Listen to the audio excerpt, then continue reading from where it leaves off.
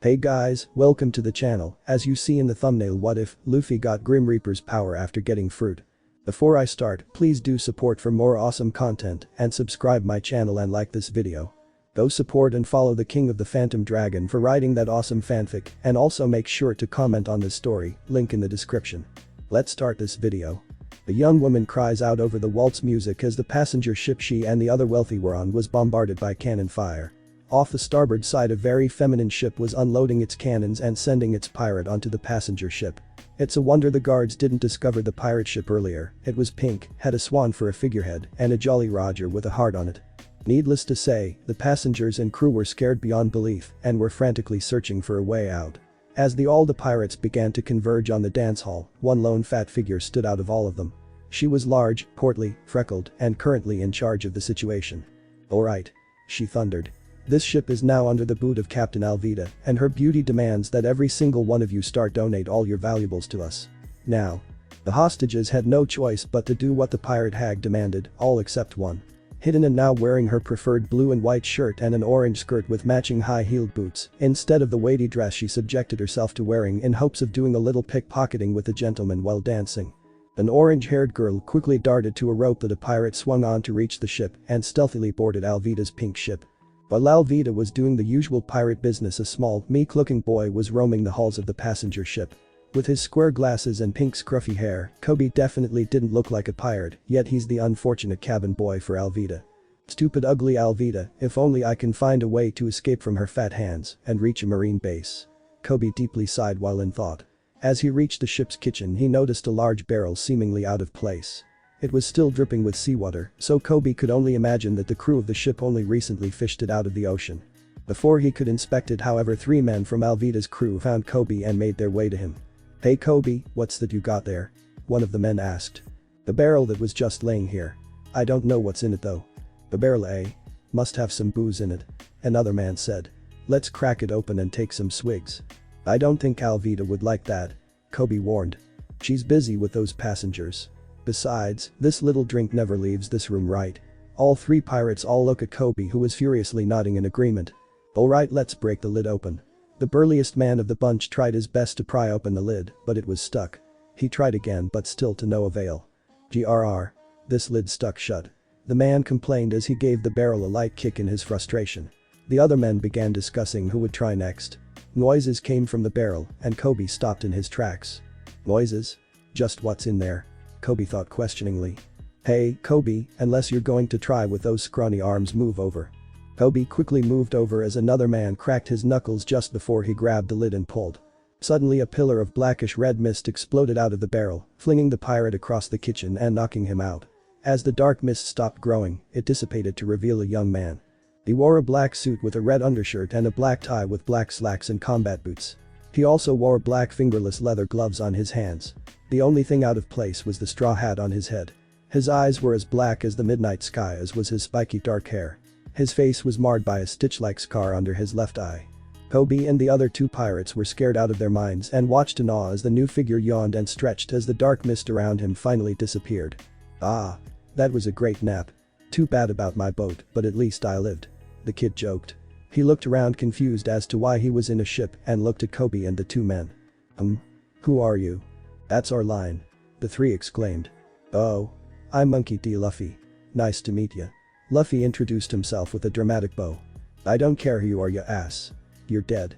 One pirate charged forward with his sword unsheathed. "Look out, Luffy." Koby couldn't help but scream. Luffy didn't even look fazed. Just as the man slashed at him, Luffy ducked, grabbed the man's arm, and swung him behind him into the wall. The resulting crash effectively knocked the guy out and made a huge hole in the wall. The last pirate was already in mid-charge when Luffy was turned around to face him. Luffy dodged to his left and let loose a punch that sent the pirate into another wall. Koby could only watch with his mouth agape. Here this unknown guy just beat 3 pirates so easily. He barely noticed when Luffy walked right in front of him, and when he did he fell onto his back in shock. "Ah. Don't hurt me," Koby pleaded with his eyes shut. Luffy looked confused. "Why would I hurt you? Why you won't?" "Well, you didn't fight me. So no. Anyway, is there any food here? I'm so hungry after that long nap I had." Luffy patted his stomach as it growled. "Well, I guess that pantry there has something you can eat," Koby pointed. Luffy smiled widely and grabbed Koby's arm and ran inside. Once inside, Luffy instantly found a bag of apples and began to stuff himself, only stopping once in a while to spit cores out. "So," Luffy said between mouthfuls. "Who are you, by the way?" Koby situated himself on the floor and watched Luffy eat. "My name's Koby." "Oh. So what are you doing with those pirate guys? You don't look like one." "Well, I always dreamed of becoming a marine. But the boat I was on was attacked by Alvida and I was forced to become her cabin boy so she can spare me." "Oh." Koby suddenly grew wide-eyed. "Oh no. Alvida."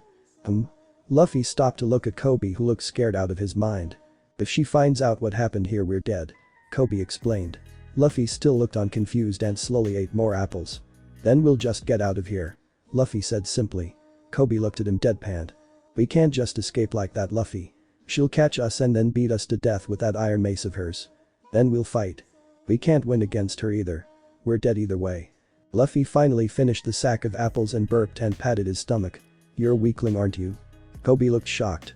Well, if you really want to become a marine and fight pirates, you can't just hide away and run when you have to face them.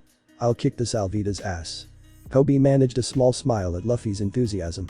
Well, I still think the best way is to find a small boat and sail away without anyone watching. I think there might be one somewhere on this boat." "Koby?" The large holler rang through the halls that shocked Koby. Luffy looked unfazed, however, and found another sack of apples and started eating those. "Luffy." Koby shook Luffy. "We have to find a way out of here." "Oh." Luffy finished his apples before stuffing some in his pockets. "I know. Follow me." Before Koby could reply, Luffy kicked down the pantry door and found a very fat woman not too far from them. "Ah. Alvida." Koby yelled as he hid behind Luffy. "Koby? Just who is this boy and why are you hiding behind him?" Alvida demanded as she gripped her studded iron mace and plopped it on her shoulder. "This is Alvida?" Luffy asked while raising a brow. "I thought you called her a she." "You little insolent pest." Alvida roared. "Koby. Tell me, who is the most beautiful woman of all the seas and lands?" Normally Koby would answer that Alvida was the most beautiful, fearing for his life. Well, Kami knows that's a flat-out lie. In his eyes, even a whale is more beautiful than her freckled fat face. "And not you. You ugly old sea hag." Koby all but yelled, releasing all his pent-up frustration. Alvida looked even more pissed while Luffy laughed. "Ha. That's a good one, Koby." The straw hat wearing boy guffawed. "I'm gonna kill both of ya," Alvida roared. Before she could even lift her legs, Luffy grabbed Koby and raced up the stairs, leaving an angry Alvida to slowly wobble up another flight. Once Luffy and Koby ran up to the ship's top, Alvida's entire crew was waiting for them, all with their swords and guns ready. "Ah. We're dead," Koby screamed. Luffy grinned and waved to them. "Hi. At them, guys." The pirates charged forward with their weapons ready to devastate Luffy, who was still grinning ear to ear. "Stand back, Koby." Luffy cracked his neck and got ready to fight. Koby could only nod and gulped as the pirate drew closer. Luffy reached into his suit and grabbed two handles that appeared in his pockets. He yanked the items out and revealed them to be two pistols. They were unusual pistols that no one could describe, except that they looked like a cross between guns and blades. Two velvet nightmares like the ones from Final Fantasy VII. Advent Children. Luffy twirled his weapons as the pirates continued their charge. He suddenly vanished and appeared in the center of the crowd. He slashed the gunblades like they were knives, leaving several gashes along their torsos. "What in the world was that?" Koby asked. Luffy smiled at him and twirled the gunblades before they vanished in a wisp of black smoke. "Oh yeah. I forgot to tell you. My mother was my island's resident mad scientist. She got a hold of dozens of devil fruits and mixed some of their powers together into one. The end result was the Grim fruit. I ate it and now I'm the Grim Reaper incarnated. The shadows are my toys. The darkness is my ally. The fires of hell and the lightning of heaven are mine to wield," Luffy declared with his eyes glowing a bloody red, while the black-red mist surrounded his body like a miasma. Koby actually looked scared at what Luffy was really capable of. Luffy laughed. "You don't have to worry. My power is only to take down my enemies. Not friends." Koby looked relieved after hearing that. "I'll give you a ticket to hell then." Koby barely scrambled away from Alvida's sweating form as she emerged from the deck below. As Luffy turned around, she swung her mace right on his head. Luffy smirked as the mace impacted with his head and sent his body through the floor. "Luffy?" Koby yelled. "Ha. Alvida laughed. "You little runt. Now who's laughing?" She cackled. "I am," Luffy's voice said. Alvida and her conscious crew turned their heads and saw a black-red mist billow softly from the floor, next to where Alvida's mace had struck. From the mist emerged Luffy. He rose from below the ground like he was a ghost risen from his grave. What the hell? Alvida shrieked. It'll take more than a big club to take me down. Shushushi. Luffy laughed. He held his arm up and the mist converged into his palm before it solidified.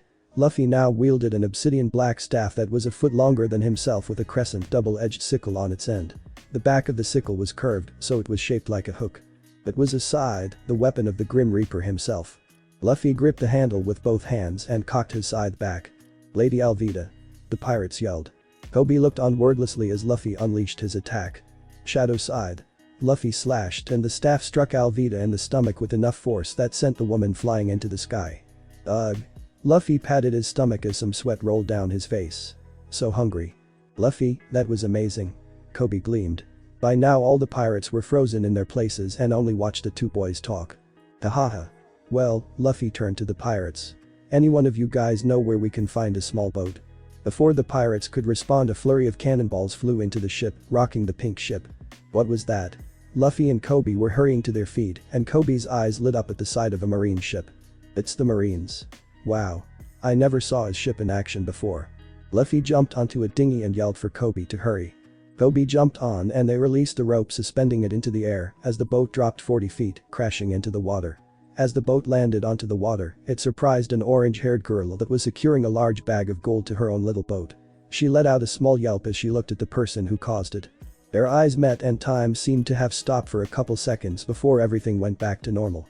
However, the girl didn't notice a cannonball coming towards her. When she did notice, however, it was about 30 feet from hitting her directly. Luffy noticed this and narrowed his eyes as it approached the woman. He suddenly vanished in a burst of black-red smoke before reappearing between the girl and the cannonball. Luffy effortlessly cut the cannonball in two and sent the pieces back flying at the ships, one piece smashing through two ships and causing them to sink, and the other completely obliterated the remaining ship. Marines firing at a defenseless girl? I hardly call that fair. Luffy said with his back still facing the girl. The orange-haired girl just looked at the person standing in front of her and then the wreckage of the three massive marine ships. Did he just destroy 3 marine ships without even trying? She thought. She just looked at the back of the boy standing in front of her, his broad shoulders making him look more intimidating, his raven hair all messy, the straw hat dangling from his neck with his massive and vicious-looking scythe in his hand. She kept staring at him admiringly until she remembered the situation she was just in. Thanks for saving me just then. She managed to muster out. Luffy slowly turned around and gave a heartwarming smile to the girl. He looked at her and stared right into her eyes. He was just staring at them, lost in their gaze. He managed to gain back his senses and replied. Oh, no problem, you should be more careful next time. He said while smiling at her again. This caused the orange-haired girl to blush from both embarrassment and thinking that the boy who had just saved her was cute. She simply nodded and he smiled yet again, which made her heart flutter. He teleported back to his boat. Well, I'll see you later, bye. He said while walking to sit down in his boat and lowered the sail. She managed to wave at the boy as she was still staring at him, still amazed at his strength. Get yourself together. You have to stay focused on your goal, remember. She mentally slapped herself as she finished securing her treasure and began sailing off. With Luffy and Koby, many hours later. Koby took in the sight of the new island. He knew there was a marine base situated here and supposedly the bounty hunter Zolo was being kept here. Well, I think there's another person who could join your crew, Luffy. Who's that, Koby? On this island there's a bounty hunter called Zolo. He's a swordsman, but he hunts pirates for a living, so I don't think. Cool. Luffy exclaimed. Let's find him and ask. Wait, Luffy. Koby yelled as Luffy ran off towards the town. By the time Koby caught up to Luffy, the straw hat wearing boy had already absent-mindedly asked some of the townsfolk if they know where Zolo was being held. Excuse me. Do you know where Zolo is? Before Luffy could finish, the people around him had run off. Luffy looked confused. What did I do wrong? I guess they don't like talking about Zolo. Koby concluded. Oh well, let's see if we can find him ourselves. Soon the two did find Zolo, just not in the state they expected. He was bloodied and tied on a cross to the left of the seaside marine base. Luckily there was no one patrolling the area, so Luffy and Koby jumped, or in Koby's case was thrown, over the fence so they could get a closer look at the bounty hunter. Besides the blood and grit on his body, Zolo also looked famished and overall tired. He wore a dirty white shirt and black pants. On his head he wore a green bandana that sort of covered his mint-colored hair, and on his left ear were 3 gold earrings for some odd reason. His breaths were deep and he gave Luffy a glare as he approached him. Get out of here. Zolo heaved. Nope. You want to join my crew? Koby nearly tripped at Luffy's bluntness while Zolo looked shocked. You kidding me, right? Do I look like that kind of person? Do you even know who I am? Yep, answered Luffy. And I don't really care. I want you on my crew. Zolo looked down to Koby. Hey kid, is this guy right in the head? Koby shrugged. I don't really know. He's strong though. Aren't you supposed to be a swordsman? Where's your swords? Luffy asked. If I had my swords I wouldn't be tied here, would I? Zolo exclaimed as Luffy's stupidity. Ahahaha, Luffy laughed. You're pretty funny. You're definitely on my crew now. Excuse me? All three guys looked behind Luffy and Koby to find a little girl with pigtails holding some rice balls. These are for you, Zolo. I made them for you and you looked really hungry. The little girl said meekly. Luffy, I think we should leave them for a minute. Koby proposed to a salivating Luffy. Aw, why? Those rice balls look good. Luffy pouted before begrudgingly pulled aside by Koby. You shouldn't be here, Rika. If they find you here they'll kill you and me. Zolo said. Rika didn't back off though and offered one to Zolo's mouth. Hey, you little brat. The four of them looked over and saw a purple suit wearing blonde stroll towards them with a few marines behind him. And you read the sign outside the fence, you little squirt. Anyone caught here will face the same punishment as the criminal here. Are you really going to risk your life to rice balls? The blonde grabbed the one in front of Zolo's face and took a bite. Yuck. Disgusting. The man threw it to the ground and stomped it flat and grinded it into the dirt just for good measure. Now just what should we do with you, girlie? The blonde asked more to himself than the marines behind him. One of you, throw this girl over the fence. But Helmeppo, she's just a girl. I don't care. Father will get angry with you if I don't get what I want. And do you want my father angry? Helmeppo said. That effectively shut the marines up and one slowly walked up to the girl. Hey. Everyone turned to find Luffy walking towards them with Koby right behind him. Koby saw Luffy actually angry for the first time and opted to stay back as Luffy walked up to Helmeppo. It's not nice to make a little girl cry. Luffy said as a teary-eyed Rika watched on. And just who do you think you are, commoner? Helmeppo asked. And it's not nice to make marines do bad things. Koby piped up. Do you know who I am, you fools? If my dad were here he would kill you right away. Helmeppo exclaimed while looking furious, though to everyone else he looked rather frightened. I don't even know why he's still here. If we're up to me he would be dead already. That really ticked Luffy off and the Grim Reaper punched the blonde snob clear in the face, leaving a circular red mark. Ah. My face. Helmeppo screamed as he rubbed his sore nose and cheeks. Run. Get out of here. The marines and Helmeppo made a beeline right to the marine base as Zolo and the rest watched. Bastard. Luffy said as he turned to Zolo. So, join my crew, Zolo. Just who are you anyways? I'm Monkey D. Luffy and I'm gonna be the next king of the pirates. Luffy bravely announced, not caring that the man he was talking to was a well-known pirate hunter. And just why do you think I want to join a pirate crew? Zolo inquired. Well, it's either you join me and go on fun adventures and fight strong guys or stay here and die. Luffy put it bluntly. You make a great point. Zolo joked. Fine, if you can get my swords back, I'll join you. Deal, Luffy. Luffy laughed and smiled. Deal, Zolo. He then ran off towards the marine base, figuring that the sword should be in there. Wow, is that guy your friend? Rika asked as she rubbed the tears off her eyes. Koby nodded. Yeah, anyways you should get out of here before something bad will happen. What do you mean? I just have a feeling. In the marine base. Who did this to you, son? Some stupid straw hat wearing kid. And he was with that Zolo guy outside too. Helmeppo was still crying about the punch Luffy gave him and went right to his father for help.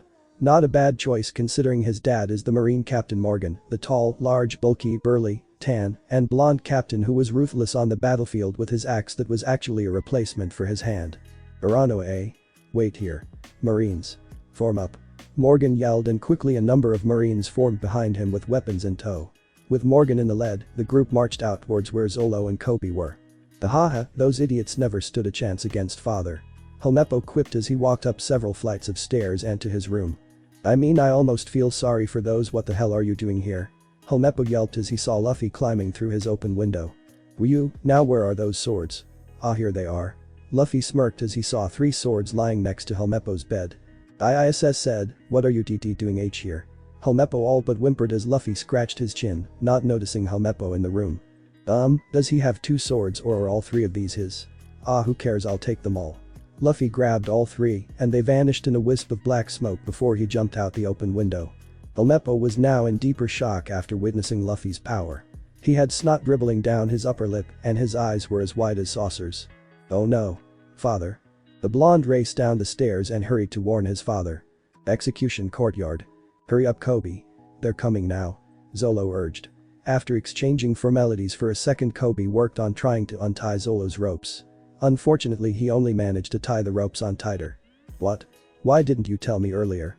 Koby cried. Unfortunately, by then Morgan and his marines had reached the two. What the hell do you think you're doing, whelp? Morgan asked, a now shaking Koby. Zolo looked more pissed and scared as Morgan turned his gaze towards the swordsman. I should have killed you that day. But watching you starve was good while it was funny. Too bad this run tried to help you, cause you're both dead now. Marines. Morgan pointed at the two. Shit. So close to escaping too. Zolo thought. I should have known I would never become a marine. Now I'm about to be killed by them, Koby thought. Fire. Just as the marines unleashed a volley of bullets, Morgan heard a voice from above. Whoa. I got your sword, Zolo. Luffy was still in the air from jumping off the marine base and landed in front of the bullets. Idiot. Zolo yelled. Luffy. Koby cried out. Luffy chuckled. Shadow sighed. Dark fog flowed out of Luffy's hands and formed into his side. He twirled the weapon and deflected the bullets back towards the marines, wounding several and grazing Morgan's cheek. What the hell? Everyone but Luffy screamed while Luffy laughed to himself. By the way, I didn't know which sword was yours, so I grabbed them all. Luffy held out his free hand, and the three swords Zolo had grown to love and use appeared in his grip. Just what the hell are you, Luffy? Zolo asked as Koby gathered his swords. I ate the grim fruit, a fruit made from dozens of other fruits by my mother. Luffy said. Is that so? Morgan said. If guns won't work, then swords will. Men, charge. The Marines looked way too scared to fight the Reaper, but one look at their ferocious leader was all the push they needed to charge, even if it was half-assed. Luffy said. Oh, you gotta be kidding me. Luffy sighed before he slashed with his scythe and sent nearly a dozen Marines flying. After some screaming, the remaining men turned tail and either ran or jumped out of the way. Shishishi, no problem. Luffy joked. He slammed the butt of his scythe down, only to find an angry Morgan hunched over him, and his axe arm rose to strike Luffy down. Damn, Koby. Give me my swords. Zolo shouted. But your hands. Unsheathe one and but the hilt in my mouth sideways. Zolo demanded as Morgan's axe flew down. Koby had no time to argue against Zolo's logic, but once he did what he was told, he realized he didn't need to.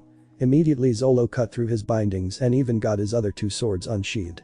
And just as Morgan's axe was about to meet Luffy's head, Zolo rushed forward and blocked the weapon with his three swords. Nice moves, Zolo. Thanks. Luffy commented. No problem, Captain. Zolo said. Morgan was not ready to give up yet, and he threw his fist forward to punch Luffy. Nope. Not gonna work. Luffy dodged a punch and dove towards the captain's axe hand. The giant man's eyes widened when Luffy's hand went through his flesh and came out the other end with something that Morgan never thought he would see. Luffy was currently wielding the axe that had been inserted into his arm that made him known as Axe Hand Morgan. Yaya. Morgan screamed as blood burst from his now open stump. Luffy teleported behind him and slammed his heel into the back of Morgan's head, sending him into the bliss of unconsciousness. Wow, nice job, Luffy. Zolo said while grabbing his sheaths off the ground and sheathing his swords. We should leave now before more Marines dock here. No doubt someone in the base called a ship already. Okay, before we leave though. Luffy reached out and grabbed a random Marine. What do you want? He whimpered. When the next Marine ship gets here, you mind putting Koby on there as a new recruit or something? He really wants to join you guys. Luffy asked politely. The Marine furiously nodded, and when Luffy dropped him, the man fainted. Well, Koby, you can join the Marines now. When you get on the ship, say that you need to meet with Garp. Tell him I sent you and you'll get stronger in no time. Luffy said. Koby couldn't help but to cry a little at the great news. Thank you, Luffy. I'll never forget this, ever. Koby said. This means we'll be enemies in the future though. Luffy said. Koby gasped but realized it was the truth. Yeah, but next time when we fight I'll be much stronger. Koby proudly said. I'll look forward to it. Good luck. And you should probably drag that guy back. Luffy pointed out. Anyways, bye. Luffy raced off towards where the little boat was docked with Zolo right behind him. Koby watched them for a bit before walking over to the man and dragging him back to the base by his leg. Gosh, he's heavy. I hope I won't have to lift weights when I start training. As he reached the front door, he opened it and dragged the man to what he assumed was the infirmary. After he was done putting the guy on a bed, he left, and once he reached the stairs he tripped. Looking down, he found a knocked out Helmeppo with a large comical bump on his head. Must have tripped running down these stairs. Koby guessed. Sighing, he grabbed Helmeppo's legs and retraced his steps back to the infirmary.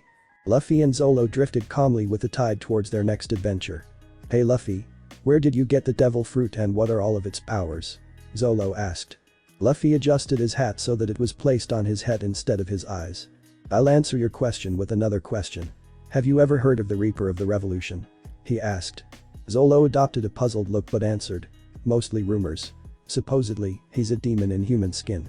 Only the strongest of the strong in the East Blue have heard of him. He vanished a year ago and hasn't been heard of since. I know he wields a scythe that can shear 2 marine flagships in half with one slash, and he wears a trademark straw hat," he finished. Luffy just smiled and waited for Zolo to get hit by the realization. Zolo sat there, waiting for Luffy to get to the point so he could get his original question answered. He then thought of what he just said. His scream of "Wait, why I it?" could be heard for miles. Luffy laughed until he saw something in the sky. "Look, it's a bird." "Alright.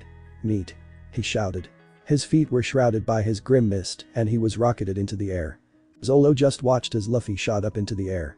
"I can't believe this. I'm the first mate of the Reaper of the Revolution. Does that mean I'm part of the Revolutionary Army?" Zolo wondered before a scream disrupted his thoughts. "Zolo, it's bigger than I thought," Luffy screamed. His head was in the giant bird's beak and he was trying to wrench it out. "Luffy, you idiot. Give me back my captain, you damn bird." Zolo roared as he rowed the oars with all his might towards the direction of the bird's heading. Meanwhile, Orange Town. The orange-haired young woman ran for her life through the deserted town as 3 clown-like pirates chased her with their swords drawn. In her hand was a rolled-up parchment which was apparently the reason for their pursuit. "Damn it. How could I have slipped up like I did?" she mentally swore. "Fuck this. Shoot her legs," one shouted. The other 2 pulled out their pistols and took aim. "Oh no," she thought and braced herself for the pain, only for an object to crash on the ground between them. "Ouch," a voice said from within the dust cloud. A silhouette of a young man with a hat stood from the crater. "I wonder where that bird dropped me. Well, hopefully Zolo can follow me," he said. The smoke cleared and the girl's eyes widened when she saw the boy from the day before. Straw hat, suit and everything. He turned his curious gaze to her and his eyes lit up in recognition when he saw her. "Hey, you're that lady from Alvida's ship," he said excitedly. Hi," she said nervously. Here was the charming guy who saved her from a cannonball and now he literally just fell from the sky to save her again. "So you're her boss. Captain Buggy'll reward us big time to bring him in," the lead thug boasted. "These guys are Buggy pirates and I kinda stole a map from them. Could you help me, please?" she pleaded with the female and children usable only puppy dog eyes. Luffy's response was to grin so wide that the girl feared his face would split in half. "No problem, this'll take just a sec," he said before turning to the 3 pirates.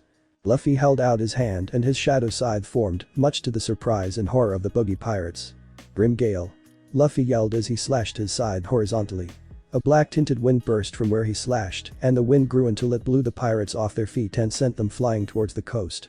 "Well, that was a letdown," he muttered as he twirled the scythe and slammed the butt down. "That was awesome," the girl shouted. "I've never seen a scythe used as a weapon in these times," she said excitedly. "My mom made it for me. I'm Luffy. What's your name?" he asked.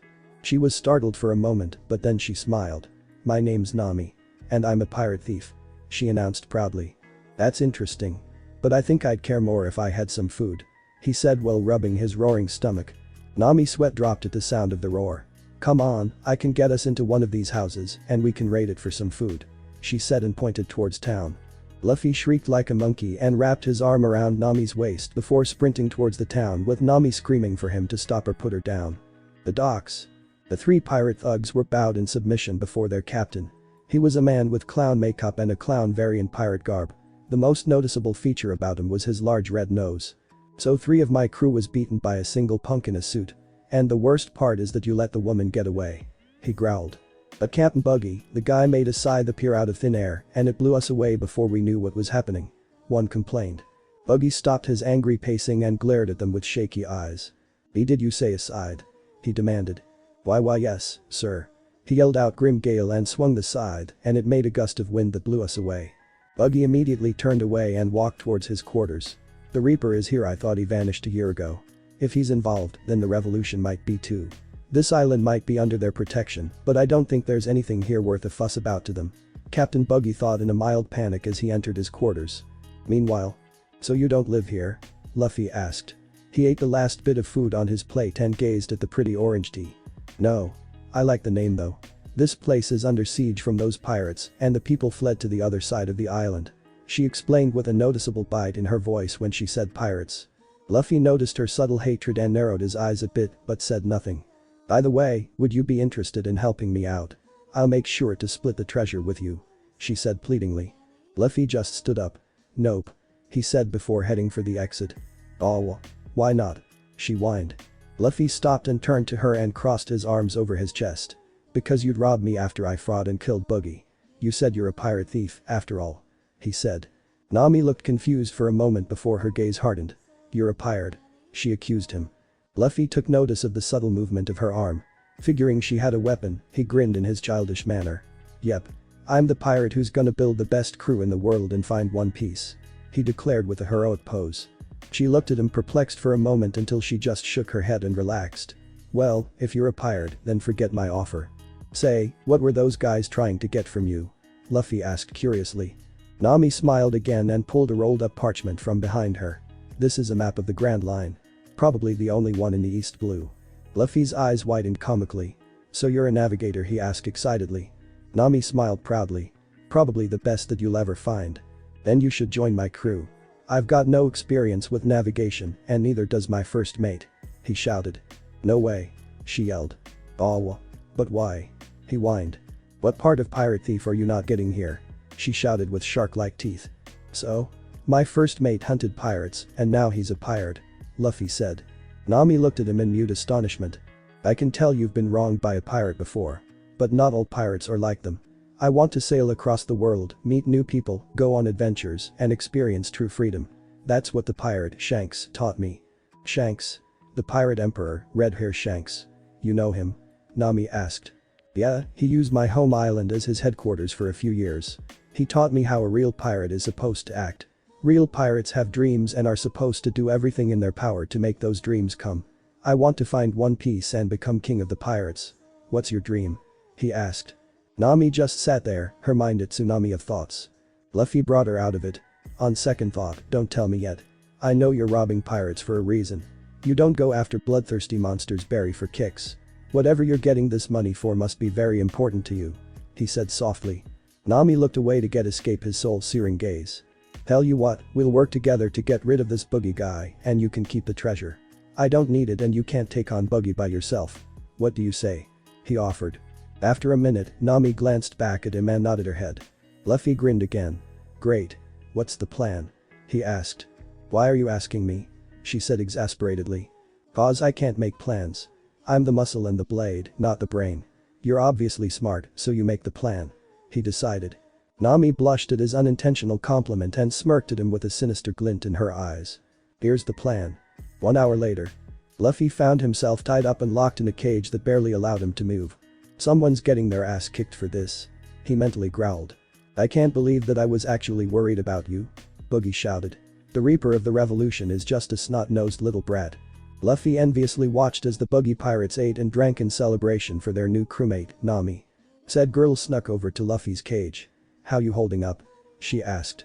I'm hogtied in a tiny ass cage, I'm starving, and they're eating delicious looking food right in front of me, I'm just peachy. He said with sarcasm. Saying your goodbyes to your old boss Nami? Buggy guffawed. Somehow, he had snuck up on both of them. I was just letting him know what an idiot he is, Captain. Nami's heart was beating a mile a minute. Well then, it's time I told you your fate. And let me tell ya, it's going to be a blast. The entire crew cheered at Buggy's pun. So you're going to let me go? Luffy said stupidly. Yes. I'm going to let you go. Everyone blinked a few times before Buggy realized what he had said. No, I'm not going to let you go. Boys, prepare the special Buggy cannonballs. I think a little demolition is in order.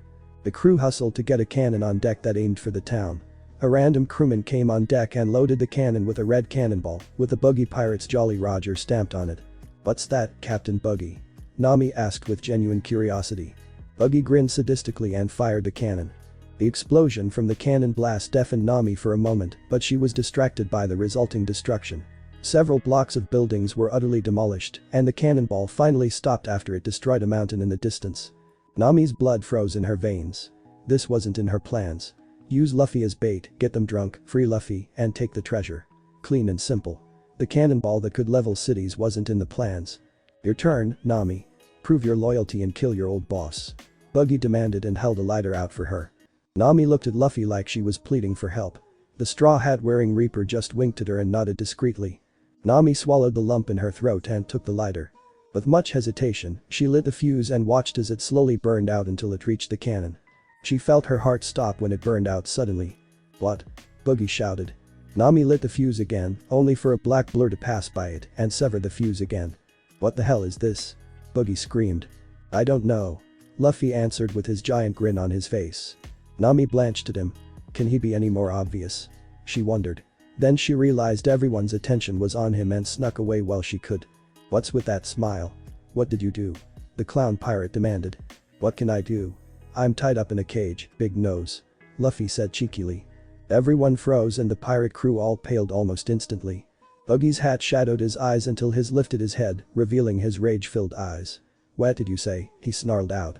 Shush. Luffy snickered. Shanks told me all about how you hated when your nose was made fun of. Shanks, how do you know that red-haired bastard? Buggy shouted. He then noticed Luffy's hat. Wait a minute. You're his protege. He would only trust his protege with that hat, like Captain Roger trusted him with it. Luffy smirked and his body began to billow out his grim mist. Nami snuck on deck just in time to see the rope fall off Luffy's body, and he stood up. The crew screamed like girls when Luffy's body phased through the cage like he was a ghost. That's right. Shanks taught me what it means to be a pirate just like Gold Roger taught the both of you. What happened to make you into the cutthroat monster you are now, Buggy? Luffy asked. Buggy growled and whipped his arms out, sliding several throwing knives in between his fingers. I woke up, brat. That kind of shit got the captain killed, so I decided to make my own path. He then noticed Nami with a large bag of gold, sneaking off the ship. Stop her. He shouted. Nami started and screamed when the sword blades descended on her. There was a sound of metal striking metal instead of flesh. She slowly opened her eyes and saw a young man with 3 swords blocking all the pirates' attacks. Hey Zolo, what took ya? Luffy shouted with a friendly wave. Shut up. You're the one who jumped up to chase after a giant bird. He yelled back. He threw the pirates off and stood in front of Nami. She with us? He asked his captain. Kinda. I'm still working on her. Luffy answered. Zolo glanced at Buggy and his gaze hardened. Get out of the way, Captain, unless you want to get diced. Zolo warned his friend. Luffy grinned. Go for it, buddy. Zolo jumped on deck and glared at Buggy with his swords glinting in the sunlight. The crew didn't do anything except smile, which made Luffy wary. Captain. That green-haired guy is the pirate hunter Zolo. One of Buggy's pirates had recognized Zolo. So you're Urano Zolo, huh? Buggy asked calmly. Yeah. I am, Zolo looked at Buggy. I see. Then you must be aiming for my head then. Buggy chuckled, mocking Zolo. No. I quit pirate hunting.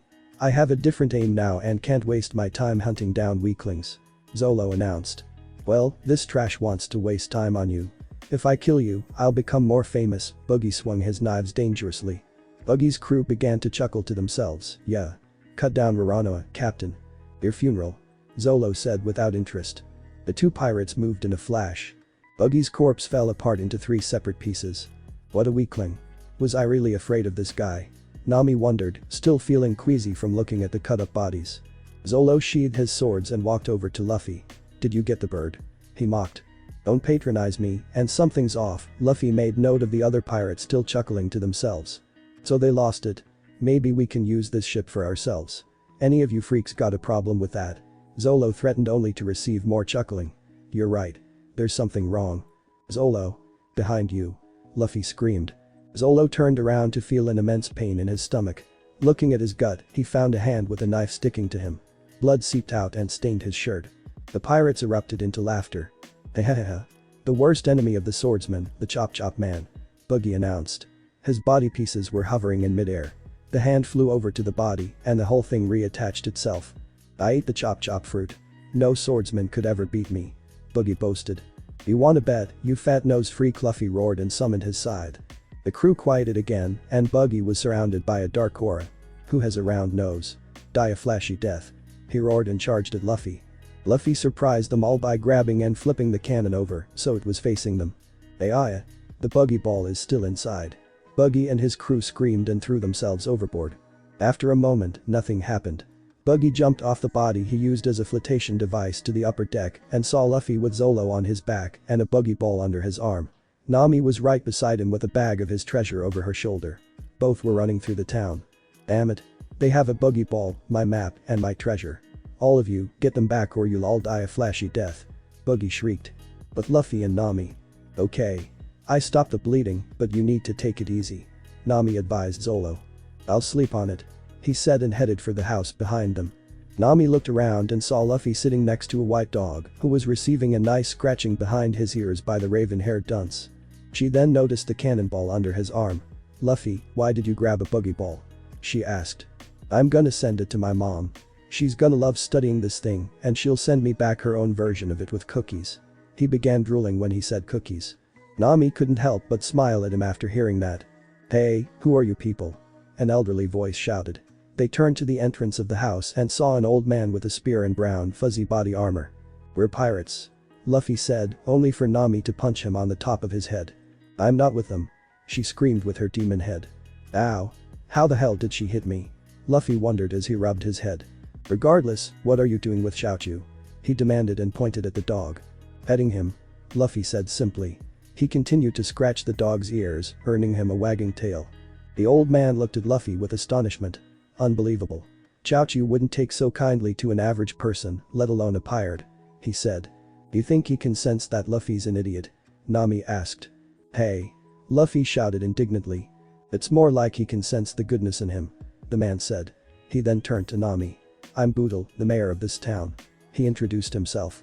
Oh, I'm Nami, that's Luffy, and the guy sleeping in the house is Zolo. She said. Nami then turned to Luffy and Xiaochu. You mind explaining the dog story? She asked. Xiaochu's late owner ran the pet food store behind them. He felt a disease and Xiaochu guards the store day and night like he's waiting for his master to come back to him. Does he know? She asked. He knows, Luffy interjected. He's just guarding his treasure. Like I treasure my hat for the memories that I share with Shanks, he protects the store to protect the memories of his master. He said and the white pup licked his cheek before padding to the door and sitting down. Mayor Boodle looked at Luffy with fascination until the silence was broken by a loud bestial roar. Luffy, please tell me that was your stomach. Nami pleaded. Sorry. He said and pulled out his velvet nightmares. He twirled the guns a couple times before a large shape crashed into the street. The dust cleared to reveal a giant green-furred lion with a lavender mane. On its neck was a man with a matching mane around his own head. Where's the Reaper? He demanded. Who's askin'? Luffy snapped back. I'm Oji the Beast Tamer, and this is Richie. The man announced. His mood was brought down by the sound of a snicker. He looked down and saw Luffy and Nami trying to hold in their laughter. What the hell is so funny? He demanded. That H hat looks haha ridiculous. Luffy managed to get out. It's not a hat, it's my hair. He roared. This information caused Luffy and Nami to lose it. Both were openly cackling at him and pounding the ground with tears cascading down their faces. Grrrrrr. Kill them, Richie. He yelled. Luffy and Nami sobered up and Luffy pushed Nami out of the way as the giant paw descended. He jumped and phased through the paw. Luffy ended up beside Moji in midair and aimed for his head. Nami's pupils shrank when Luffy pulled the trigger. A loud bang echoed through the street and Moji's head jerked backwards before he flew off the lion. Luffy holstered his guns and summoned his scythe. With a vicious lash, he hooked Richie's torso and sent him through several buildings before he could do anything to avenge his master. Luffy landed on the ground as Moji's body slumped beside him. Luffy, Nami gasped. He's alive, Nami. Luffy said before dismissing his shadow side. Nami started but looked at the body to see the man's chest slowly rising and falling. Luffy glanced at the building behind them and saw Zolo staggering out. I was afraid that big kitty was gonna wake you. Sorry I didn't kick its ass fast enough. He said. Thanks for being considerate. The swordsman grumbled out. I think it's time to take this fight back to the clown, don't you? He asked and put his hands in his pockets. Zolo checked his swords and walked over to his captain. Luffy kneeled down and whistled. Xiaochu happily padded over to him and received a final petting. You keep guarding your treasure, pup. You've already done your master proud. He said as he stood and started walking. Nami quickly joined them with her bow staff out. The mayor just watched them with a perplexed expression on his face. What kind of a mayor am I? I can't just let these children fight my battles. This town was built from 40 years of sweat, blood, and tears, and I can't just let these kids fight for us. He mentally declared and fled towards where the villagers were gathered. But Luffy, Zolo, and Nami. The three were casually walking towards the ship when they were blocked by a man riding on a unicycle with a sword. "Greetings. I'm Kobaji, Captain Buggy's second mate. I wish to challenge Urano Zolo," he said like it was an everyday thing to challenge a swordsman. "I got this, Luffy, you deal with the clown," Zolo said. Luffy and Nami continued their trek. "Nami, while we're dealing with Buggy and his crew, you get below deck and finish lightening their load," he said. She nodded and moved away from him when he approached Buggy. "So, you decided to come and die like a man, eh?" He smirked with his sinister voice. Luffy merely stood there and raised his hand. He surprised everyone by flipping the clown the bird. Growling, Buggy charged at Luffy with his knives out. The Reaper called out his scythe and slashed. Buggy separated his torso from his waist to dodge. "You idiot, I already told you I can't be beaten by a swordsman. What makes you think a sickle would do you any better?" He cackled. Luffy's answer was to grip a shaft and flip it underhanded. He winded up like a golf player and swung. The loud thud echoed through the air, and Buggy suddenly learned how to sing soprano. "Asshole in one," Luffy said with his grin in place. He heard a chuckle and giggle from behind him. He turned around and saw Zolo, his previous wound bleeding again, and Nami, with 2 large bags of treasure behind her. "That was brilliant. Did you just make that up?" Zolo asked. "Actually yes, I did." Luffy laughed until he felt something whoosh over his head and heard a shredding sound. Zolo and Nami's eyes widened in outrage, much to Luffy's confusion, until he felt his head and found only his hair. "If you really valued this hat so much, you should protect it better." Buggy cackled as he threw the cut hat to the ground. The Reaper dismissed his shadow scythe and lowered his head, so his eyes were covered by his hair. Nami was about to say something when Zolo stopped her. "His treasure was just desecrated. This fight became personal on a whole new level," he said. Luffy's body began seeping his grim mist, and the ship began to shake. The boy snapped his head up to reveal his eyes. Nami covered her mouth to muffle her gasp. Luffy's eyes had vanished, revealing 2 empty voids of darkness. "Oh, what's the matter, little brat? Did I piss you off?" Buggy goaded. Luffy said nothing as he held out his left hand and surprised his first mate and possible navigator when his scythe wasn't in his hand. The quick burst of grim mist revealed a sheathed Nadachi in his hand. The sheath was a beautiful obsidian color with a golden serpentine dragon wrapped around a red-eyed skull etched along the wood. The hilt was a dragon's head with an open mouth, and the hilt was silver in color with a black diamond pattern. The tsuba looked like 2 silver chiropteran wings. Zolo froze at the sight of the sword. "It can't be," he thought. Luffy slowly pulled the sword out to reveal an iron-black blade with glowing blood-red symbols etched on the lower part of the sword. The edge of the blade was also black, but the light from the sun gave it a blood-red gleam when it reflected the light. The Nami, Zolo looked like he was having trouble breathing. "That's a Saiho Owazamono," he said. "The what?" Nami asked. "It's one of the 12 supreme grade swords, the top 12 greatest swords in the world. Dracul Hawkeye Mihawk wields the greatest and most powerful sword in the world. That sword in Luffy's hand is of the same grade as that sword. For him to wield it means that he is a swordsman of renowned caliber. But I've never heard of him except for his reputation of being the Reaper of the Revolution, so there's no telling how strong he really is," Zolo explained. "You should be proud," Luffy said to Buggy, who hadn't heard Zolo's explanation. "What?" Buggy squawked. "I don't just use this blade for anyone. I hope you can entertain him for a bit," Luffy said with a twirl of his sword. Buggy just growled. "What will that black chunk of metal accomplish? I can't be beaten by a sword," he declared and separated his limbs. The individual body parts began to hover in a hyperspeed ring. "Chop Chop Festival," he roared, and the body parts flew at Luffy, who did nothing. He grabbed the sword handle with both hands and dashed towards the swarm of limbs while whispering, "Itoryu. Lust Lightning Strike." Luffy became a blur and appeared behind Buggy. He summoned the sheath and twirled his blade around before slowly sheathing it. The entire time he spent sheathing the blade, Buggy reattached his body until he was whole again. Once the sword was fully sheathed, with a loud click, various cuts appeared along Buggy's body, causing blood to erupt from them like a sprinkler. The man's eyes rolled up into his head and he fell on his face. "Not even worth taking you out for this. I'm sorry, Kusanagi," Luffy said to his sword before dismissing it. Luffy walked over to his hat and gently picked it up. He looked over the holes with a blank face, but Nami could tell he was near tears at the sight of his ruined treasure. "I am sorry, Luffy," she said. "Don't worry about it," he said with his voice cracking slightly. Nami looked at the hat in his hand with sudden determination. "I can fix it," she said suddenly. Luffy looked at her confused and slightly hopeful. "Yeah, I can fix this easy," she said again. Luffy jumped up and hugged her while laughing in relief. Luffy, I think it's time to go," Zolo commented as he pointed at the town. Luffy put Nami down, and they both saw the approaching mob. "Oh shit," he exclaimed.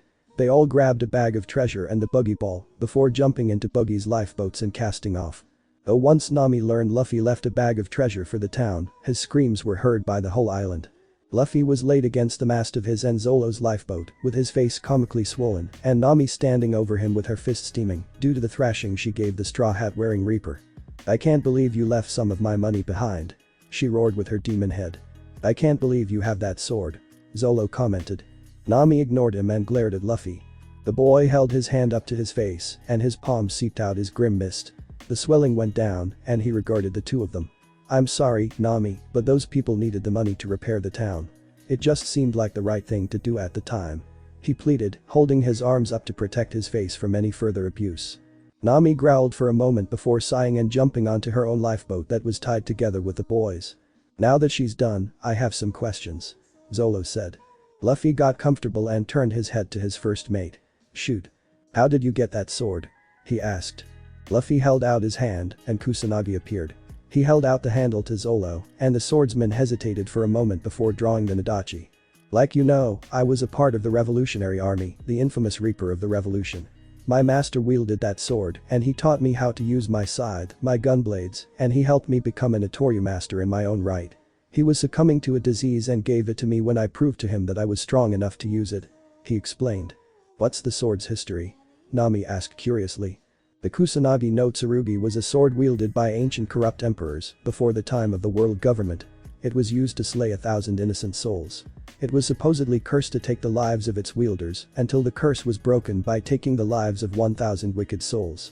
"I intend to be the one to break this curse," he announced passionately. "How did you beat Buggy?" "He couldn't be beaten by a normal swordsman," Zolo asked. "Normally yes, but you didn't take the correct approach. You tried to dice him into pieces. You should have done what I did and just cut him. Either make a lot of shallow cuts or a properly deep gash. He'd be able to separate his body, but if you slash quickly enough, you can cut the pieces like I did," he explained. Zolo gave the mighty blade another look before smiling proudly at being able to hold it. He resheathed it, and Luffy dismissed the sword. "Now I'd like to ask about that devil fruit. Can you tell me about the fruit you ate?" Nami suddenly asked. Luffy grinned. "I ate the grim fruit. My mother was a revolutionary scientist who specialized in the study of the devil fruits. She herself ate the fuse fruit. It enabled her to divide items and fuse them together. She used the Revolutionary Army's resources to gather dozens of devil fruits. She used her own power to separate a part of the fruits and fuse them all together into the grim fruit. I don't even remember all of them: the darkness fruit, the shadow fruit, the flare fruit, the hollow fruit, the steel fruit, the rumble fruit, the dice fruit, the whisper fruit, the sickle fruit, the munch fruit, the shade fruit, the smoke fruit, and the bird crow model fruit, to name a few," he explained. "I'll admit that I pulled one or two of those out of my ass, but you should be able to figure out which ones they are. If you want the specifics, you'll have to ask my mom. That reminds me, I have to send her this cannonball," he said and took out the red buggy ball. Nami and Zolo were wide-eyed at the list of different powers Luffy had. "How are you even alive right now? All that power packed into one tiny little fruit shouldn't be possible," Nami exclaimed. Luffy ignored her for a moment and whistled sharply. After a moment, they heard a flock of birds above them. "Hey, are those crows?" Zolo asked. "Like I said earlier, Mom only used a bit of the fruits and merged the little pieces together to create the grim fruit. Crows are revered for being the carriers of souls to the afterlife and one of the Grim Reaper's animal avatars. The whisper fruit allows me to communicate with and control them," he explained and held out his arms. The crows perched on his arms and the sides of the boats. Luffy grabbed some rope and tied it securely around the buggy ball, along with a parchment signed, "Do. Mom. Love. Luffy." He held the cannonball out, and 3 crows gripped the rope with their talons before the whole murder took to the sky. "I'll admit, that was cool," Zolo commented randomly. Luffy laughed at his first mate's words. "But you should have told them to scout ahead for any nearby islands," Nami grumbled. Luffy ignored her and decided to lay down for a nap. Many hours later, Luffy was woken up by Nami poking his face. "Wake up, dead man," she said in a mock soft voice. Luffy jumped up suddenly, startling Nami and sending her to the ground. "Are we at an island yet?" he loudly asked. Nami bopped him for startling her. "We've got company," Zolo suddenly announced. Luffy responded by summoning his scythe until he raised a brow after looking up the cliff. Dozens of white flags with black cartoonish skulls were waving in the wind and human silhouettes could be seen. In the center of them was a man with brown overalls and a really long nose. "I am Captain Usopp of the Usopp Pirates. This island houses my 800,000 men and if you pirates leave now, then you'll be spared my wrath," he yelled. "The hell is this?" Luffy exclaimed incredulously. "I think it's a stand-up act," Zolo suggested. "I'm with him." Nami agreed with Zolo. Usopp's face faltered. 3 other thuds were heard in the crowd. Usopp stood back up and pulled out a slingshot. "Didn't you hear what I said?" he shouted. "Leave or suffer the consequences." "Play along," Luffy whispered to his friends before glaring at Usopp with his serious face. "Put your life on the line," Luffy shouted. Usopp started in confusion. "That little trinket in your hand isn't a toy to a real pirate. The moment you fire that thing, it's on," he announced and pointed his scythe at Usopp. "That scythe has taken lives, Captain Usopp. He's a real pirate," Zolo said sinisterly. Usopp shook and dropped his slingshot. "Alright. Do your worst," he muttered. He was brought out of his fear-induced state by the 3 cackling loudly. "What the?" He looked down at them and saw Luffy and Nami rolling on the ground and Zolo bent over holding his ribs as they all laughed until tears leaked from their eyes. "Ha ha ha ha. Who?" Luffy sighed and stood up. He wiped the dust off his suit and helped Nami up before facing Usopp. "Your dad would be proud of you, Usopp," he said loudly. Usopp's eyes widened in shock and he slid down the cliff to get closer to them. "What do you mean by that?" he asked. "Your dad's name is Yasopp, right?" Luffy asked. Usopp chuckled in astonishment. "How do you know that?" Luffy grinned. "Your dad's crew made my hometown their base for a few years. I've heard so many stories of you, I practically know you already," Luffy said. Usopp began laughing in joy. He'd finally hear about his father. "Hey, why don't you 3 come into town with me? I can buy you lunch while you tell me about my dad," he offered. Luffy shrieked like a monkey again and grabbed the 3 of them. Nami had been grabbed bridal style while Zolo was under his other arm and Usopp's overalls had been hooked by the back end of Luffy's scythe sickle. He dashed through the forest towards the town with the 3 of them screaming and cursing at him. Some time later, Luffy rubbed his overinflated stomach in satisfaction. The 4 had eaten while Luffy happily told Usopp of his time with Yasopp and the Red Hair Pirates. "Wow. My dad's the sniper of the Red Hair Pirates. This is incredible. Thank you so much for telling me," Usopp exclaimed before he bowed in appreciation. "Hey, don't worry about it. Your dad told me so much about you, I knew who you were at first glance." Usopp glanced at the wall and noticed the time. "Sorry guys, gotta run. Tell the bar keep the tabs on me," he shouted before rushing out the door. "Wonder what that's all about," Luffy said. The 3 sat there in silence until 3 little boys dashed up to them. "What did you do, the Captain Usopp?" they demanded. One boy had lavender hair that covered his eyes and an orange bandana with a Usopp pirate Jolly Roger on it. Another had sandy brown hair and wore glasses, and the third had green hair. The caw drew their attention to the window. A crow flew in and landed on Luffy's shoulder with a small bag in its beak. He grabbed the bag and opened it to reveal several cookies. Luffy shrieked like a monkey again and dove for them, but Nami's hands were quicker. "Didn't your mother ever tell you to share?" she roared and smashed his head into the table. Luffy shook his head to clear the dizziness. Zolo looked away from them to regard the kids. "As for your friend, he took off, saying he had to be somewhere," he said. The 3 looked relieved. "He probably went to see Ms. Kaya," the glasses-wearing boy said. "Who's that?" Nami asked as she ate a cookie. "Wow. Luffy's mom makes a mean cookie," she thought before she grabbed another. "Ms. Kaya's the lady who lives in the mansion on the hill. She's always sick from depression, but the captain goes there to tell her stories and cheers her up." Luffy looked interested. "Maybe we can ask her for a ship," Nami suggested. "Normally I'd say no to asking a favor from a sick person, but if Usopp cheers her up, then I can ask without feeling like a douche," he said and stood up. Zolo and Nami followed the boy with the 3 kids following them. On the hill. And once the giant goldfish realized I was there, it screeched like a banshee and swam away. "Unfortunately, I got slingshotted off its fin and landed back on the island like I never left in the first place." Usopp finished narrating his story. The woman before him was a beautiful girl near his own age. She had pale skin and pale blue eyes that shined with mirth as she laughed at Usopp's story. Outside the compound, Luffy and his group had arrived, but the guards had refused their entry. "Well, we could knock him out," Zolo suggested. "Oh yeah, and the lady'll happily give us a ship after we beat her bodyguards unconscious," Nami sarcastically said. Before they could argue, Luffy spoke. "Nobody scream," he said before his grim mist billowed from the back of his jacket. The mist solidified into strands of cloth that wrapped around Nami's, Zolo's, and the children's waists and mouths to silence them. Reaper rocket. He shouted. He crouched down and his feet burst out his grim mist in a thruster-like fashion, which launched them all over the wall and into the complex. Luffy chuckled at the horrified looks on his friends' faces. "Who are you?" A voice from above him asked curiously. Luffy looked up and saw a pretty woman sticking her head out a window and Usopp sitting on a branch. They're my new swabbies hoping to join my world-famous pirate crew," Usopp lied almost instinctively. Luffy ignored him however.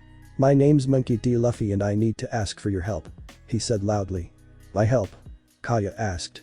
"Yes, we need." Luffy was interrupted by a snide voice yelling at them. "Who are you and how did you get in here?"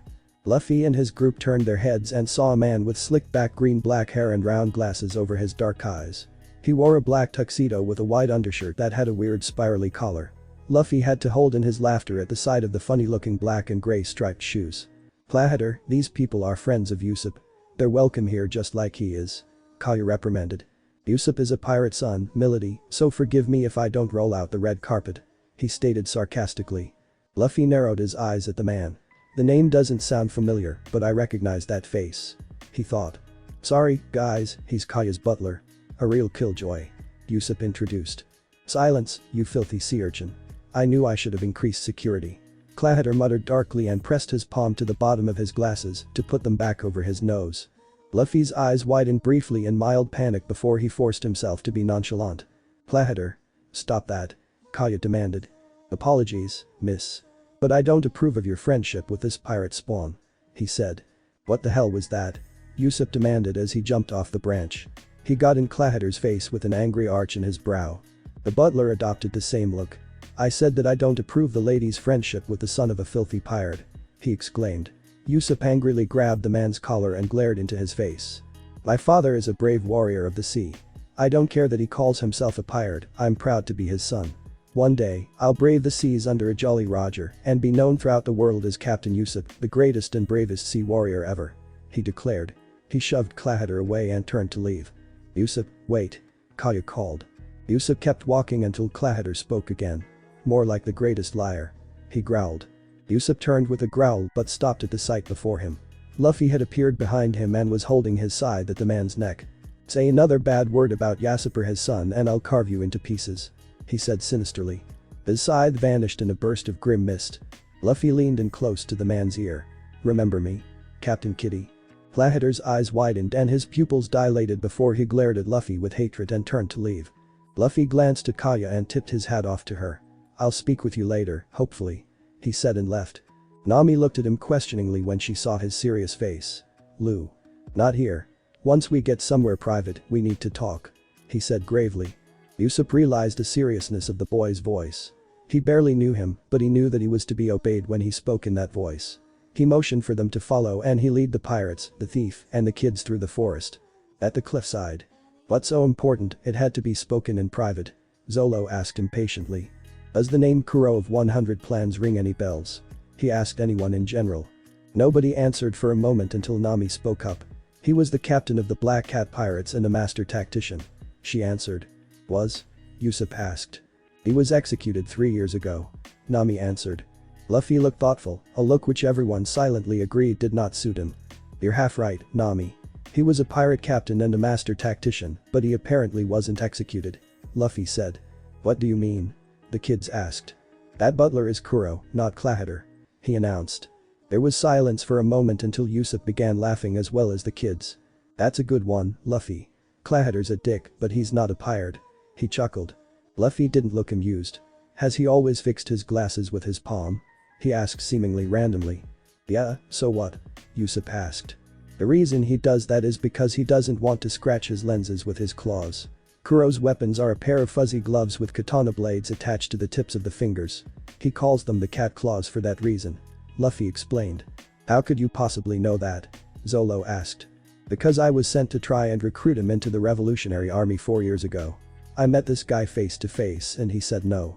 I also know that his first mate was a master hypnotizer." "Hypnotist?" Nami interrupted. "Whatever.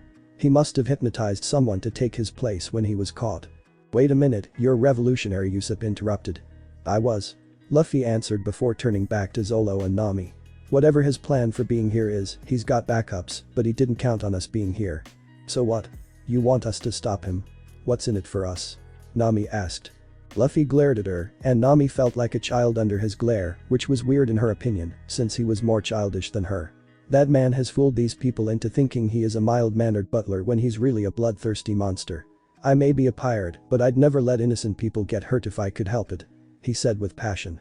Nami felt a flutter in her stomach after hearing him speak like that. Those claws I was talking about weren't for show. He's really fast and those things are sharp.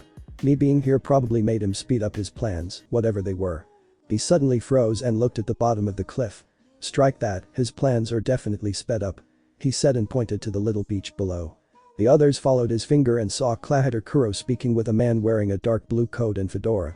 He also wore a pair of sunglasses that were heart-shaped. That's Django, the first mate of the Black Cat Pirates and the master hypnotizer. Hypnotist? Nami interrupted again. I swear I'm gonna slap you before this is over, but whatever, he uses chakrams to hypnotize, and he's a master at throwing the damn things. Luffy said. The group watched as the two spoke. So are the preparations complete? Clahater Kuro asked the man. No problem, Captain Kuro. We can start anytime. Django said with a nod.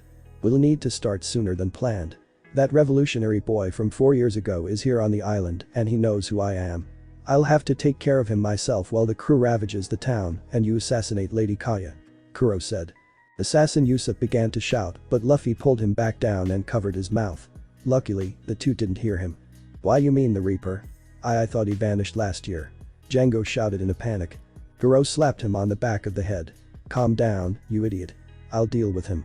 You just hypnotized the girl to leave me her fortune and her will and then kill her. Go get the crew, we're attacking today.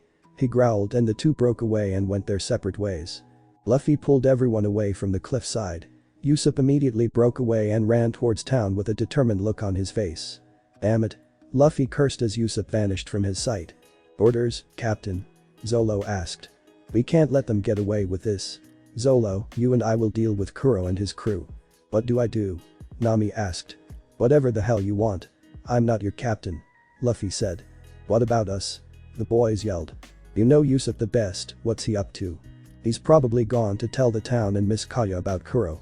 Luffy's eyes widened. Damn it. Go and stop him. He's the town liar and they'll probably get violent when he tells them about Kuro, he said. The kids started and ran off. You two get to town and get some oil, Luffy said to his friends. They nodded and ran off to town.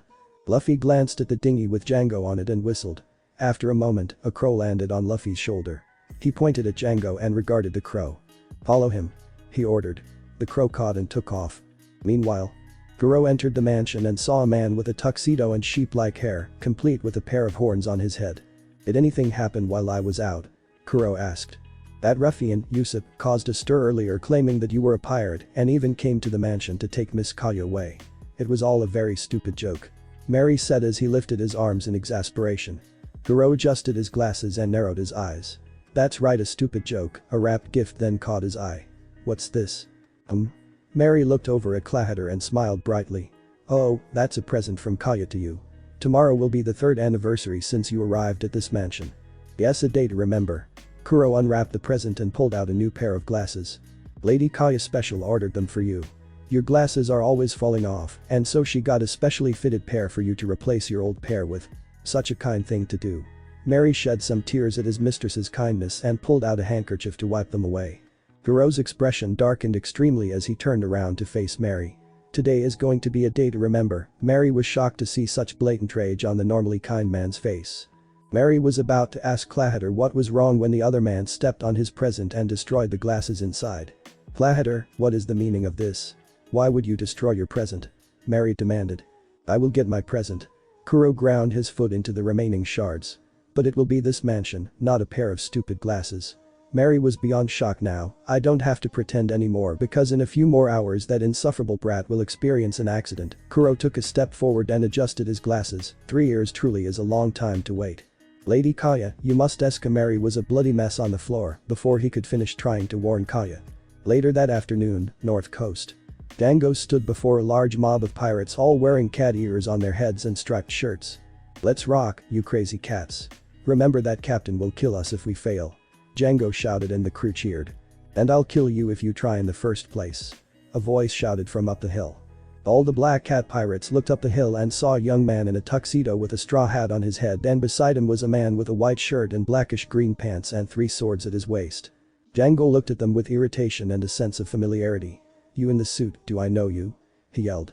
Luffy answered by holding out his hand and summoning his side. Django and the black cats all paled when they realized who he was. The Reaper of the Revolution. The Dark Death. The Straw Hat Gunslinger. The Sin Slayer. They all shouted Luffy's various names with fear. "How the hell many names do you go by?" Zolo asked. "Too many," Luffy answered. "CC Captain, what do we do?" one of them screamed. Django took out a chakram attached to a string and let it dangle back and forth. "Alright, when I say Django you will be stronger and faster. You will feel no pain and know no fear. 12 Django," he said. A few moments passed and nothing happened. The crew suddenly threw their heads back and roared like savage beasts. Their eyes had rolled back into their heads, revealing only the whites. They all charged up the slope with murder in their eyes. Luffy grabbed the shaft of his side. "I'll take the small fry, deal with any who get past me," Luffy ordered before charging towards the incoming mob. "Hey, that's not right, leaving me with the crappy job," Zolo complained. Luffy ignored him and dragged the point of his sickle on the ground, leaving a gash in his wake. "Shadow Scythe Storm." He roared and slashed his scythe with such speed that it appeared as multiple thin black blurs. Several dozen pirates suddenly gained deep lacerations along their torsos and limbs. "In the bushes." "Holy shit. He's awesome," Usopp whispered. Nami nodded beside him. Back at the fight. Django sweat slightly at the sight of his crew falling like dominoes from the 2 straw hats. "Uchi. Sham. We need you," he yelled. From the ship, 2 men peeped over the helm. One was an obese man with a blanket-like cape, and the other was skinny with a hunched-over stature. Both had cat eyes, ears, fangs, and gloves with claws. "What's up, Cap?" Uchi asked. Captain Kuro miscalculated. "Deal with them," he commanded. "Ibs," Zolo shouted. "Damn it." Luffy whined and walked behind Zolo on the slope before he slumped down. Zolo smirked victoriously as he strolled to the ship. "But Captain, we're just ship guards," Sham whined. Nonetheless, the 2 hopped off the ship and charged towards Zolo. Elsewhere. Aya exited her room after she finished crying. Usopp had left a short time ago, telling her horrible things about Clahater, and she refused to believe him. She reached the dining room and knocked on the door to see if the caretaker was there. "Clahater?" she asked as she opened the doors. She was greeted by the sight of Mary's bleeding body on the ground. "Me Mary." Tears immediately welled in her eyes, and she rushed to his side, rolling him over onto his back. "Mary, what happened?" "Mary. Miss K. Kaya. I'm so glad you're safe." Mary smiled at seeing his Mr. Safe. "Mary, what happened?" Kaya repeated her question. Clahater. Usopp was telling the truth. "Clahater is really a pirate. He tried to kill me." "What is this? You're lying." Kaya couldn't believe that kind Clahater would ever hurt anyone, let alone try to kill someone. "He's a pirate, Milady. Usopp and that straw hat boy were the only ones to know, and he tried to warn us, even though no one believed him. We trusted the wrong person. We chased him out of the village and then I shot him. He's a brave young man who tried to protect our village." Mary wept as he realized what he'd done and the danger he'd put his mistress in by not listening to Usopp. Kaya could feel a cold sweat rack her body. "You'll understand tonight, but you have to leave now. Clahater is really a pirate. He's going to kill you." Usopp's words wouldn't stop ringing in her head. She didn't believe him and even slapped him for lying about Clahater. "What have I done?" Mary began to cough violently as he pushed himself up. "Mary. Is anyone else around?" Kaya yelled out for help. "It's useless, Miss Kaya. Everyone left for vacation yesterday." Mary paused in his struggle to inform Kaya that they were alone. "What?" Kaya was shocked. Could Clahater have planned them to be gone? "Please calm down. Nothing has happened yet. I've been listening for any screams or shouts, but it's been quiet. I think something is holding Clahater's crew back. I saw that treacherous bastard leave the mansion, which means he went to get them. He will bring them back, and not only us but the entire village will be destroyed. If it's treasure that he's after, just give it to him. It's not worth your life. You're the only one that can stop him now." Mary groaned after he had managed to sit himself against one of the walls as he instructed Kaya on what to do. Kaya brushed her tears away and nodded her approval. "I'll do what I can, Mary. Just please don't die." With that, Kaya rushed off in search of Clahater. Kuro. Back to the fight. Zolo had struck against the 2 catmen, thinking it would be an easy fight, but he was only able to draw 1 sword due to the skinny one surprising him and taking his other swords. He took Kuina's sword. He thought vengefully. "Ahahahaha. What's the matter, little mosshead?" Sham cackled. "Upset that you fell for our little kitty routine?" We may be the ship guards, but that doesn't mean we're really weak. Bucci shouted as he charged at Zolo. Zolo cursed as he blocked each of the swipes. Damn it. I'm not good enough with Itoryu. He mentally cursed. Luffy watched his first mate fight while picking his nose. I should probably throw him a bone. He thought. He stopped his digging and summoned Kusanagi. Zolo, incoming. He shouted and slung the sheath, sending Kusanagi towards the swordsman.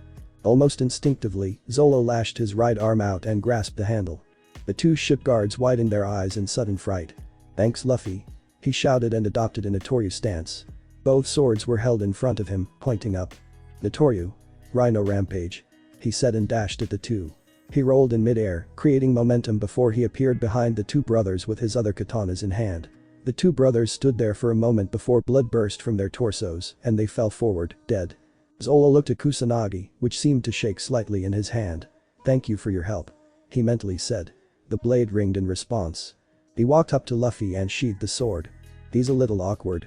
But I was only trained to use a katana, not an adachi. He said casually. Luffy grinned in response before dismissing Kusanagi. What the hell is this? A voice roared from the top of the slope.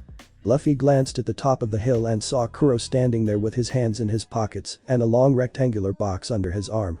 I guess the Black Cat pirates are weaker than I thought. He whispered furiously. Luffy stood and stretched before turning towards the former captain.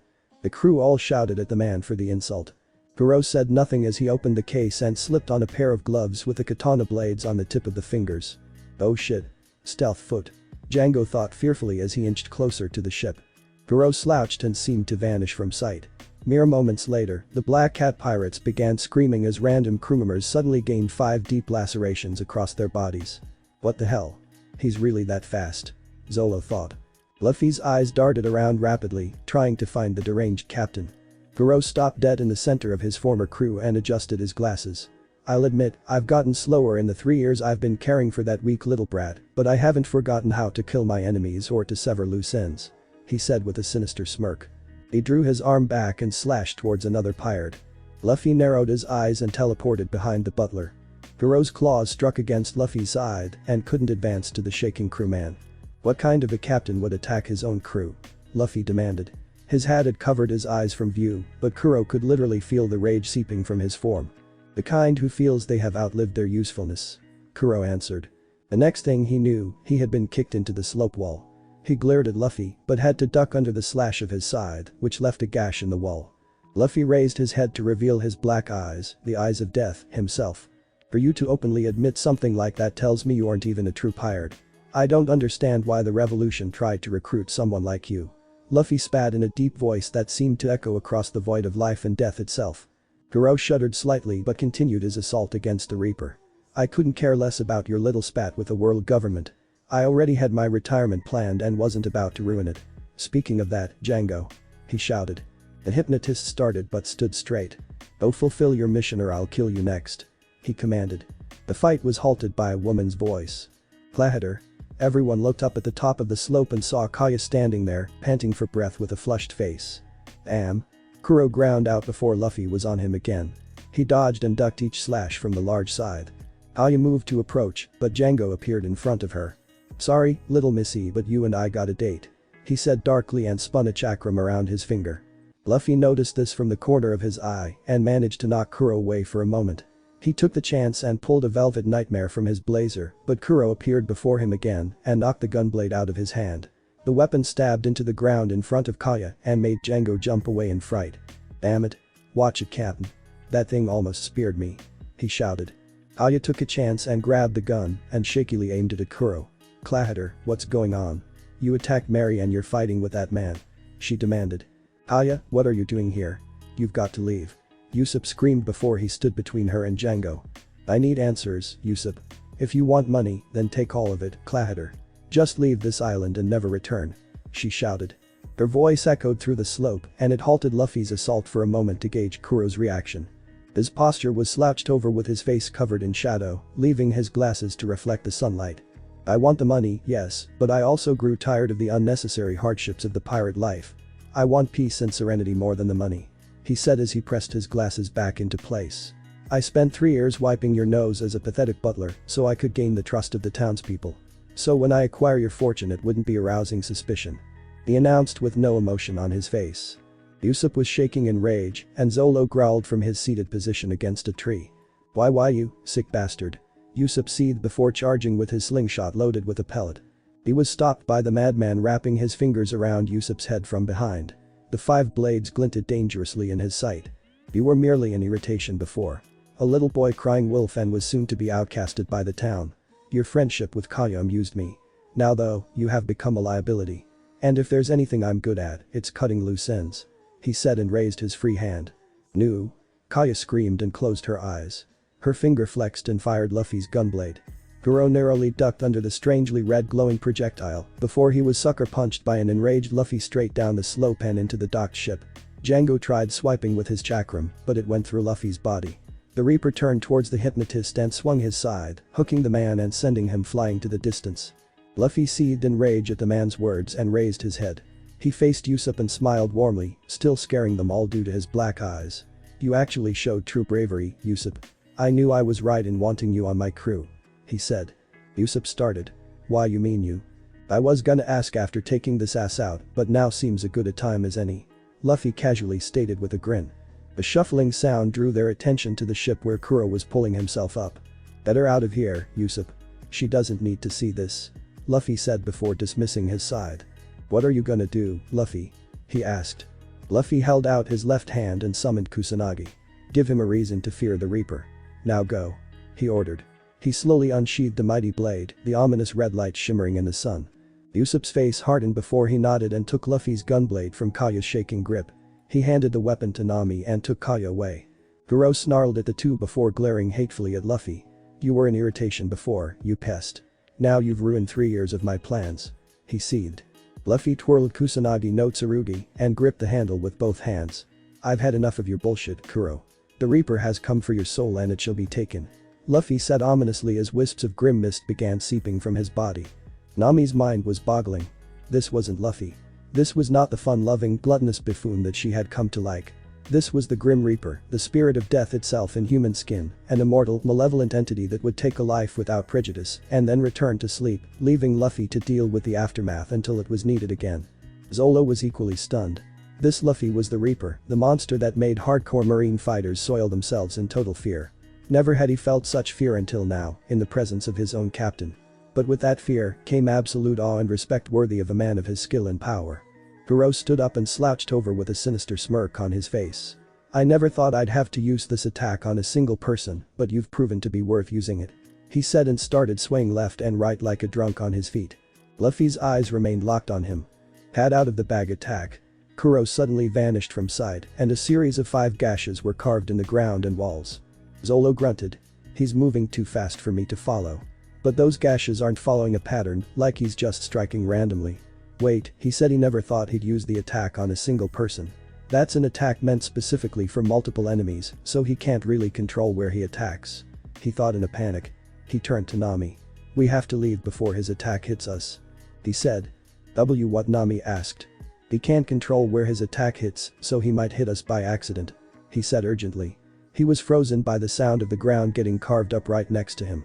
Nami shrieked at how close it was and helped Zolo to his feet. Luffy noticed the two leaving to a safer spot but ignored them to focus on Kuro. None of the slashes managed to strike him yet and Luffy had already figured out that they were random. Now how do I strike back? He wondered. Luffy closed his eyes, waiting for the right time. He suddenly snapped his eyes open and slashed his sword to his right and the black sword struck against Kuro's claws. The man, himself, was wide-eyed in shock. How did you know where I was? He demanded. Nothing exists that can outrun death. Was all Luffy said before redirecting the claws downward and lifting his foot. He slammed his heel on Kuro's hand, spearing the claws into the ground before kicking the hand again, breaking the blades from the glove. He whirled around again and kicked Kuro's face, shattering the glasses and sending him into the wall. Kuro shook off the dizziness before he vanished again. Luffy held Kusanagi in front of his face and uttered to himself. Bitoryu. Sloth bide. He held that pose for what seemed like an eternity to Nami and Zolo, but he suddenly held the sword up before he slashed downwards. Nami and Zolo saw a geyser of blood fly through the air. Kuro's body had been sliced clean in two from the head to the pelvis. Nami quickly covered her mouth to stop the bile from escaping her. Luffy raised his head, revealing the blood splatter on his front and his normal eyes. Only instead of the happy and curious gleam, there was only sadness and a trace of regret. He slashed Kusanagi, slinging the blood off and sheathed the blade. Number 937. He said before dismissing the sword. Luffy moved his neck to pop the bones before turning to Zolo and Nami. "It's over," was all he said before he fell forward on his face. Nami rushed over and turned him over, seeing he was merely sleeping. Her hand unconsciously went to her shoulder. Could he really be the one who can help me? She thought before she hauled him up and took him toward Zolo. Thanks for watching this video. If you really enjoy this video, like, subscribe, and comment down below, and turn on that bell notification. Don't forget to support and follow the King of the Phantom Dragon for writing that awesome fanfic, and also make sure to comment on this story, link in the description. See you in the next video. Goodbye.